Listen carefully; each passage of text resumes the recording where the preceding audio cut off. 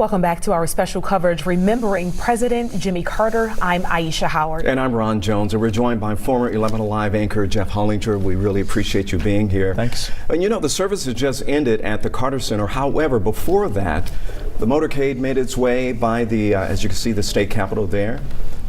Preceded by GSP as well. And it was a moment of silence and honor by the Georgia governor, Brian Kemp, his wife Marty, and other dignitaries. And I believe we also saw Mayor Andre Dickens as well.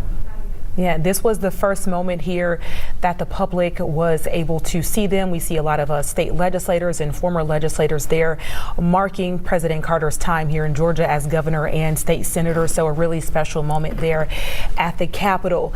And as the motorcade made its way over to the Carter Center, people lined the streets and lined the overpasses. And that was a moment that the family says just really warmed their hearts as they were a part of that motorcade, just seeing people from the state of Georgia to come out and give honor and respect to the 39th president. Yeah. I always wondered what Jimmy Carter must have thought if he could see this site in the mid-1960s, and as the hearse was driving by there, you could see where all the dignitaries were at the state capitol. Just to the left is the Carter statue. If he could have imagined in the mid-1960s, when he was buried, there would be a statue of him, and he would have been a president. Right, right. This moment here outside the Carter Center, a beautiful moment there with the honor guard and them carrying the casket into the Carter Center, bearing his name, and really just the cusp of his legacy, all of the things that he accomplished post-presidency marked here at the Carter Center, where the work continues here with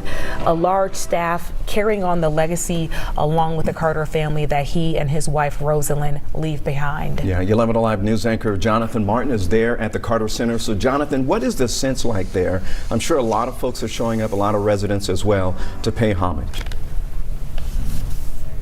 That's right. The public will be invited out here, Ron, to pay their respects as the president lies in repose starting at 7. But yes, already we have seen people coming back. In fact, I've been out here for several days and people have been showing up just hours after we learned of the president's passing. People started showing up to this makeshift memorial, bringing all types of items.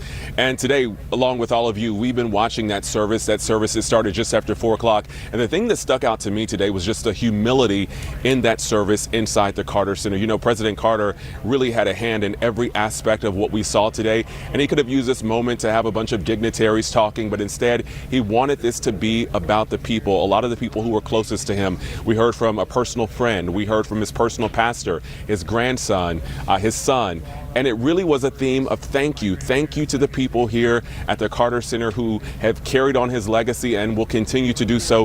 Thank you to the hospice care workers. That's what we heard today, including from the president's grandson, Jason. To the people at the Carter Center, you continue the vibrant living legacy of what is my grandfather's life's work, really. You know this. He won the Nobel Peace Prize. He was president of the United States. And when he won that prize, it was in no small part, as you know, because of the work that this organization has done and continues to do. We will spend this week celebrating this incredible life, and a life that I think we can all agree is as full and powerful as any life can be.